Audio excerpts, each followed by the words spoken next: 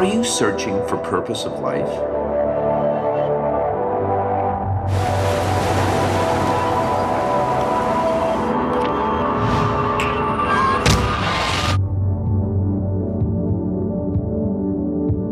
Discover your true identity. Stay tuned to Shalom World.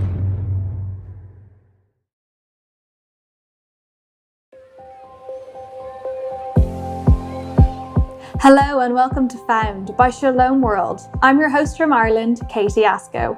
On this show, I talk to guests about their journey into the Catholic faith and how that inspires the work they're doing now. Like today, some of our guests have gone on to pursue religious life. They've dedicated their lives to bringing Christ's love to the most broken and hurting people in this world. Today, we're speaking with Franciscan friar of the Renewal, Father Columba Jordan. After being ordained in 2011, Father was sent to Derry in Northern Ireland, where he ran the friary there. Recently, he's been moved to Bradford in England, where he serves as rector of St. Patrick's Mission, which is both a church and an outreach for the local poor and homeless community. He also presents a weekly video series with Called to More, which explores various aspects of living out our Catholic faith in the world today. I hope you enjoy our conversation with Father Columba Jordan, and welcome to Found.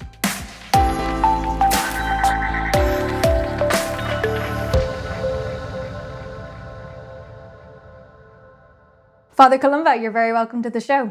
Thank you very much. So I think we should probably start with the disclaimer that we do know each other. I've been blessed to know you for, I think, about 10 years, because you spent the last 10 years in Ireland. You were the head of the Franciscan Friars of the Renewal in Derry in Northern Ireland. But now you've recently moved to the UK. But I think in all the years I've known you, I'm not sure I've ever heard your testimony in full. So I'm going to invite you to just go into that, and maybe you can start with how at 5 years old you felt this calling to the priesthood, which is a very young age and I think very unique. So maybe you can take us from that point and just tell us your journey of your Catholic faith. Sure, Katie. So I was 5 years old. My parents, it was kind of started by them having an experience of their faith. So they grew up Catholic, but it was when we moved to a new town and they didn't know anybody. And there was a young priest, a new priest in their parish, who did something maybe a bit like Alpha, if you've ever heard of Alpha, basically a course introducing them to their faith. It was a book and they'd have to read a section. And it kind of challenged them to look again at this Jesus character who they'd grown up with, and to say that they actually really personally believe in him. Anyway, they both through this had this encounter. They really decided, no, I really do believe in Jesus. All this stuff is true about him. So they totally came alive in a whole new way in their faith when I was about between 4 and 5. And then I know it was 5 because my friend likes to remind me that when she asked me in my first year in school what I wanted to be, I told her I wanted to be a priest. And she laughed at me, apparently. I don't remember that. I repressed all of it. I pushed it down. But it's funny because there's something about, that initial just sense even of a child. It never left me, So for me, that says, even young children can really hear from God. And it really stayed with me. And then I had a conversion myself when I was in my teenage years. I didn't stop going to Mass or stop believing in Jesus, but I got involved in the New Age. I wanted to know what was sort of underneath or behind all religions. I believed, kind of like looking at cars, they look different and there's different models, but there's kind of similar technology that makes them all work.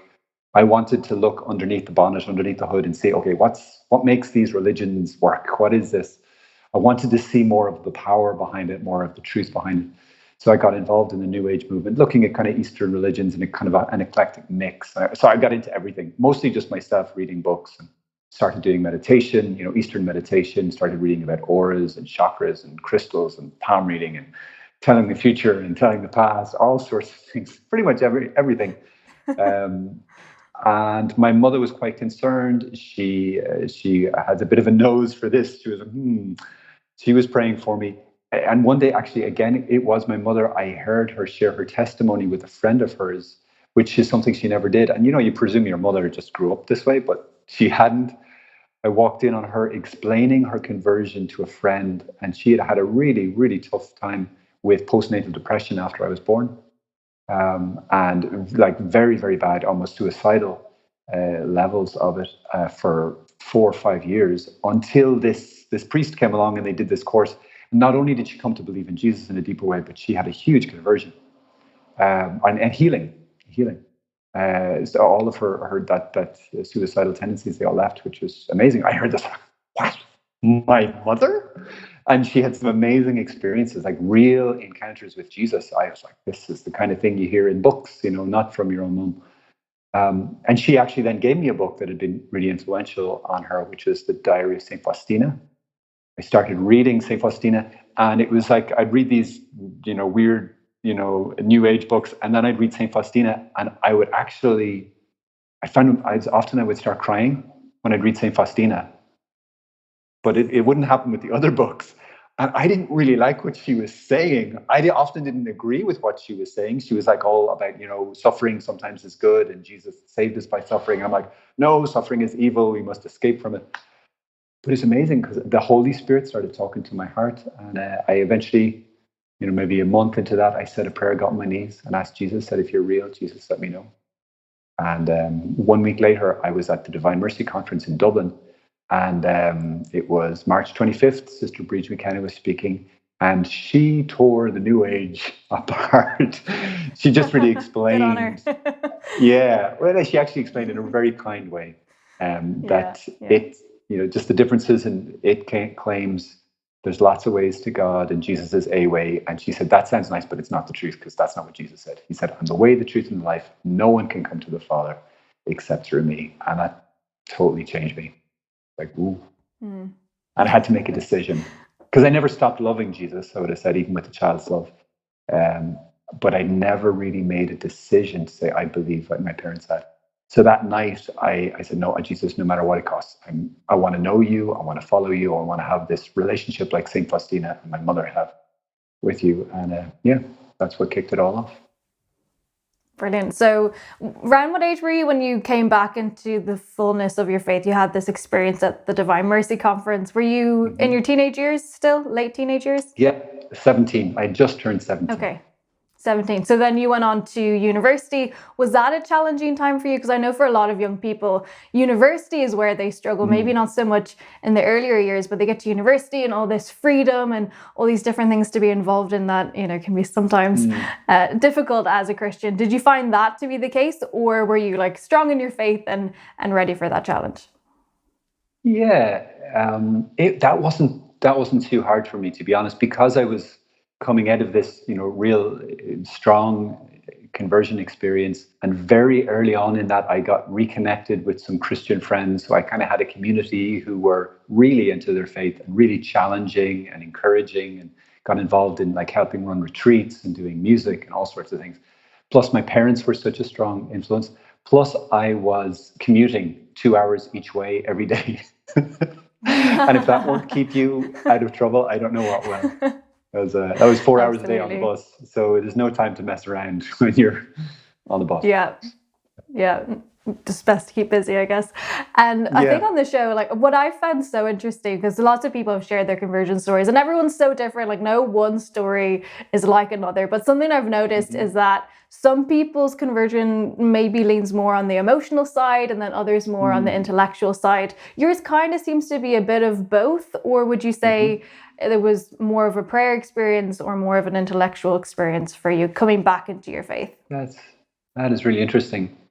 Yeah, definitely a bit of both, because initially a lot of my questions, St. Faustina, reading her, was answering a lot of it. Then Sister Bridge, I needed to have some of those intellectual questions answered, and she did. It was a very simple way, but it was great because it sort of set me up nicely to kind of say, oh, wow, I can't get around. Like, there's the words of Jesus. Everyone else was in the New Age guys were interpreting him in a certain way and trying to claim him. No, he's really one of us. He was really, went through a Krishna service or whatever, and he was actually a Hindu. He was actually a Buddhist, whatever.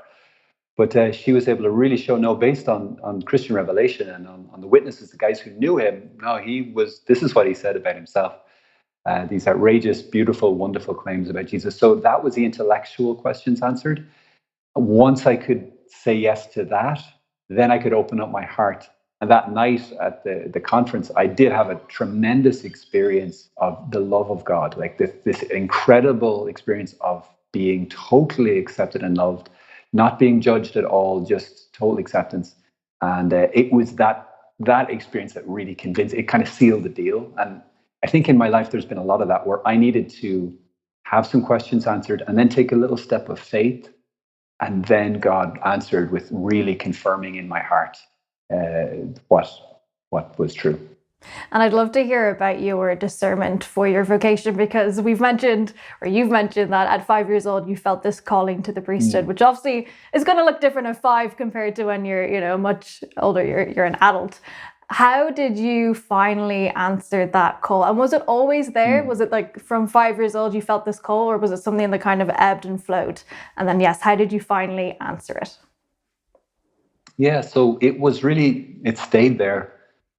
It was kind of like a sense of wanting to give myself entirely to God. So even when I was in my New Age phase, I was, thinking of being a Buddhist monk, and then when I had the conversion, I was like, oh no, oh no, because then the celibacy question and priesthood and it would come up in prayer, and that was a cool thing for me. Prayer right from the start, I really jumped into it as much as I could, and would really try to not only talk to God and say my prayers, but really try to listen to God.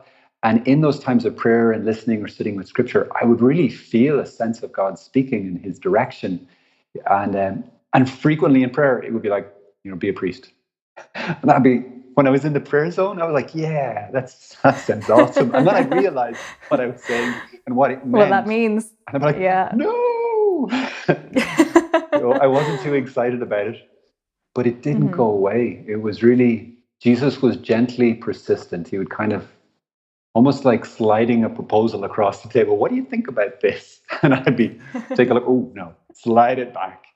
But it stayed there, and all the way through university, it stayed there in my heart, and I was fighting it, but I didn't have peace, and I had a few relationships, I dated a little bit, but I just didn't have peace, and it was eventually when I was kind of 2021, I got a spiritual director at the end of my time in university.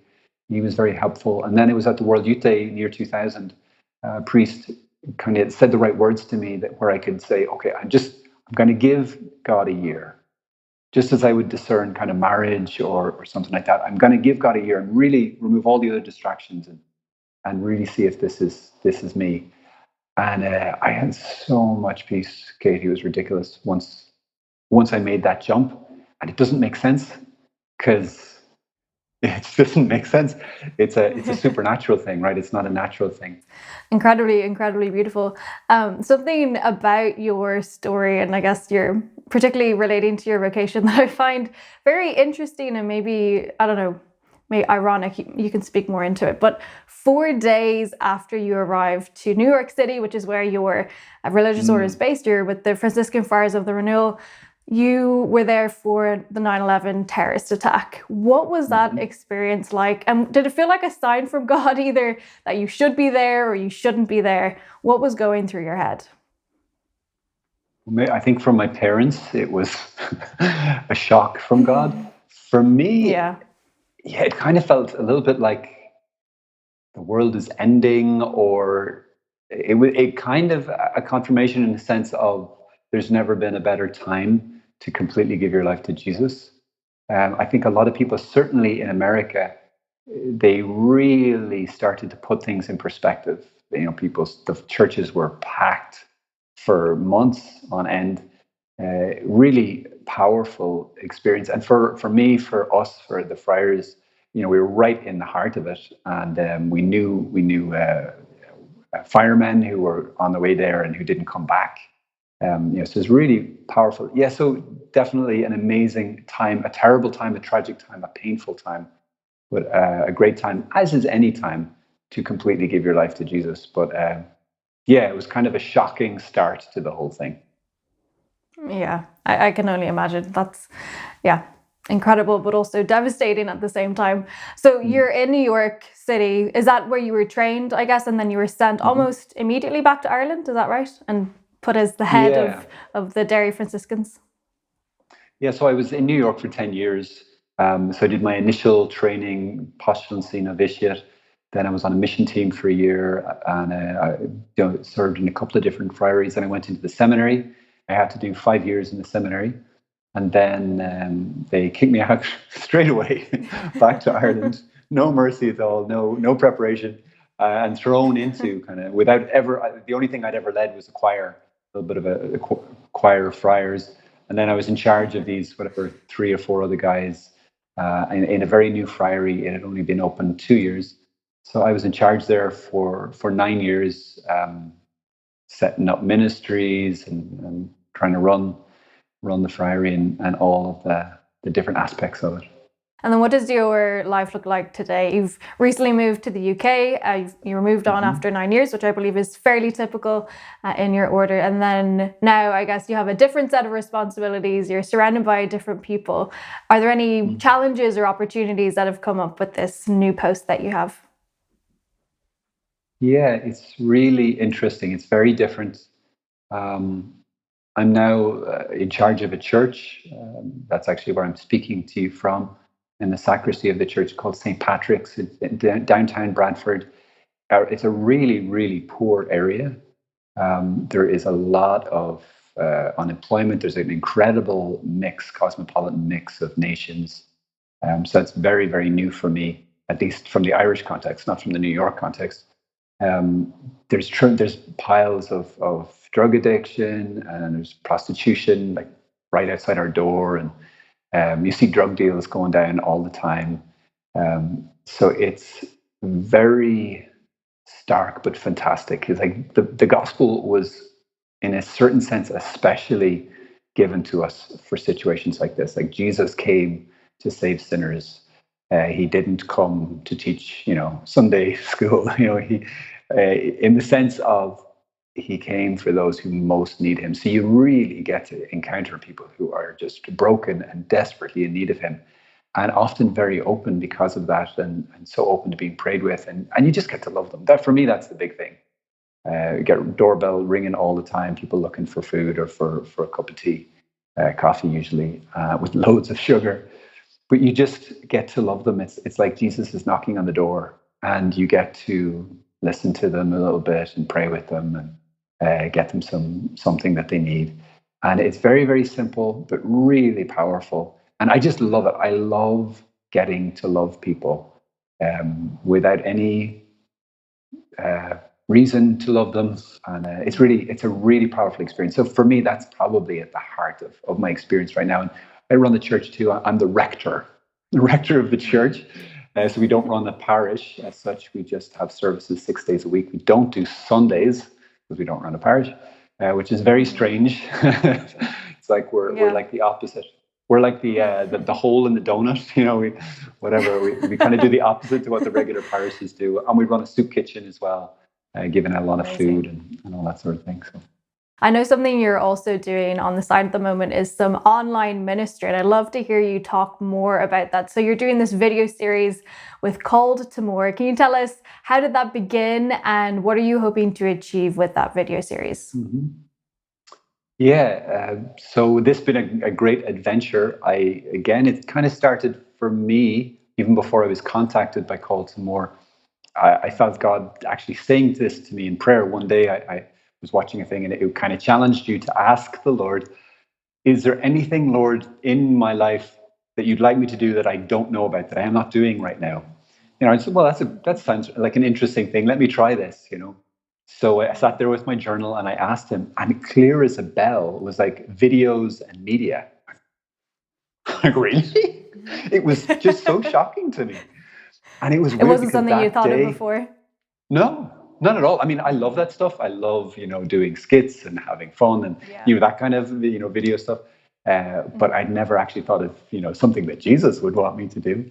But that day, and then the next day, I got 2 other really strong, just super coincidental confirmations. I was like, this is so strange. forming, young people in their faith and teaching them more about the Lord and about how to live their faith. That's right up my street. At the time, I didn't think I could do it, but then just God cleared the way. And there was just so many confirmations about it. It was ridiculous. So we've been doing it now a while and loving it, really kind of starting to get used to doing it. And it's exactly what I love to do. I love to share the faith. I love to give to, especially to young people, what I would have loved to have gotten when I was their age.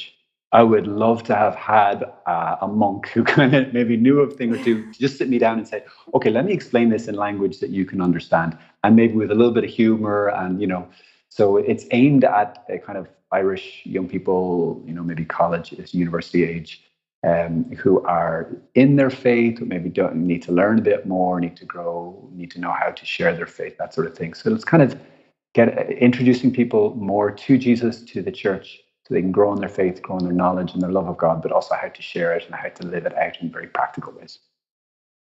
Amazing. Father Columba, thank you so much for sharing with us today. Can you just tell us where we can find those video series that you're doing and anything else that you're working on at the moment? Yeah, so if you do a little search there for calledtomore.org, and that have all the connections. They're also on Facebook and YouTube and all the other platforms that I don't know the name of because I'm friar. Amazing. So if you check that out, you can find it. And the series itself is called Little by Little. Perfect. Wonderful. Father Columba, thank you so much for your time today and all the incredible work you're doing for the church and for the people that you serve. Thanks so much, Katie. God bless you. God bless.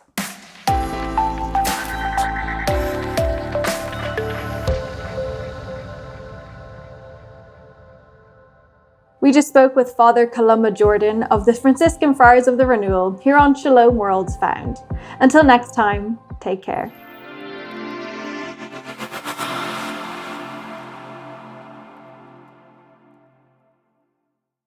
Each one of us is on a journey. Some of us are on the journey of growing up. Some of us are in education. Some of us are falling in love, going to work, struggling with unemployment or ill health. We all need to have the scriptures open to us. We all need to encounter Jesus on the road. I really warmly welcome the work of Shalom World Television. Thank you for the way in which you assist in the mission of the church, helping them to come to terms with the eternal truth as it applies in their lives, whatever their journey. And I extend my blessing to you and to all your viewers, in the name of the Father, and of the Son, and of the Holy Spirit.